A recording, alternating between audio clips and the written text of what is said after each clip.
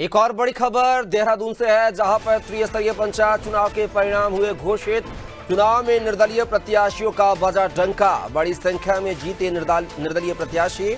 BJP आगे और कांग्रेस को भी मिली बढ़त। तो ये खबर देहरादून से है, जहां पर पंचायत चुनाव के परिणाम घोषित हो चुके हैं।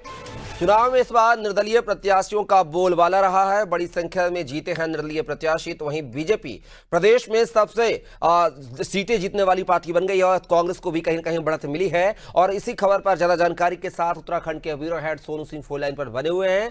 सोनू, त्रिस्तरीय पंचायत चुनाव के परिणाम घोषित हुए हैं। इस बार कहा जाए तो निर्दलीय प्रत्याशियों का ज्यादा बोलबाला नजर आ रहा है, हालांकि बीजेपी बढ़त के साथ है। कैसे देखें इन परिणामों को? देखिए, बीजेपी राज्य की सत्ताधारी पार्टी है और ऐसे में जो विपक्ष है वो लगातार सवाल भी खड़े कर रहा था, क्योंकि बीजेपी पहले से ही अपनी एक रणनीति के तहत चुनाव जीतने पर फोकस कर रही थी। हालांकि पक्ष हो, विपक्ष हो, निर्दलीय हो या अन्य जिन्होंने भी जो क्षेत्रीय राजनीतिक दल हैं, जिन्होंने भी अपने समर्थित प्रत्याशी को इस त्रिस्तरीय पंचायत चुनाव में चुनावी मैदान में उतारा था, सभी ये दावे कर रहे थे। लेकिन जो चुनावी परिणाम सामने आए उसने साफ कर दिया है कि जो उत्तराखंड के ग्रामीण क्षेत्रों की जनता है वो सिर्फ और सिर्फ विकास को तरजो दे रही है। वो उसको विकास करने का बीजेपी पर भरोसा है और यही वजह है कि अगर आप राजनीतिक नजरिए से इन चुनावी परिणामों को देखेंगे तो बीजेपी जो है वो पहले नंबर की पार्टी है।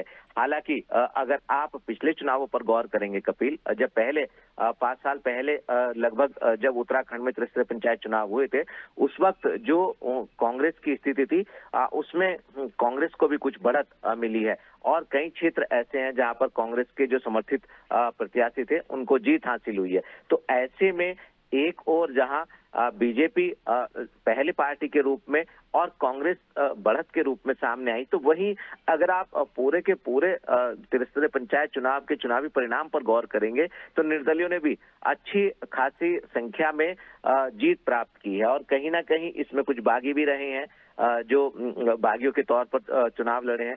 कुछ ऐसे भी रहे हैं जो पहले से ही निर्दलीय के तौर पर तैयारी कर रहे थे।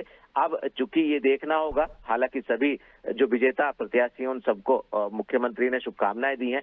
अब ये देखना होगा कि आखिर कितने मनोयोग के साथ ये ग्रामीण क्षेत्रों का विकास करेंगे और जो सर्वांगीण विकास ग्रामीण क्षेत्रों का एक संकल्प लेकर के ये जनता के बीच में गए थे, अब उसको कितना पूरा करेंगे। और ये भी देखना होगा कि जो विपक्षी पार्टी के समर्थित जो प्रत्याशी जीते हैं वो आखिर किस फॉर्मूले को अख्तियार कर वो जो चुनाव में उन्होंने जनता से वादा किया ग्रामीण क्षेत्रों की, वो कितना उस पर खरा उतरेंगे, ये भी देखना होगा।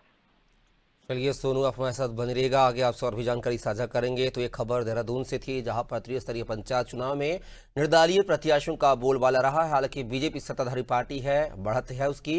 कांग्रेस ने भी जो है अपनी डूबती हुई नाव को कहीं ना कहीं किनारे लगाने की कोशिश की है। लेकिन 2027 में होने वाले विधानसभा चुनाव में इन परिणामों का कितना इफेक्ट होगा, क्या ये त्रिस्तरीय पंचायत चुनाव विधानसभा चुनाव का सेमीफाइनल माना जाए, ये सभी बातें जो 2027 में क्लियर होंगी।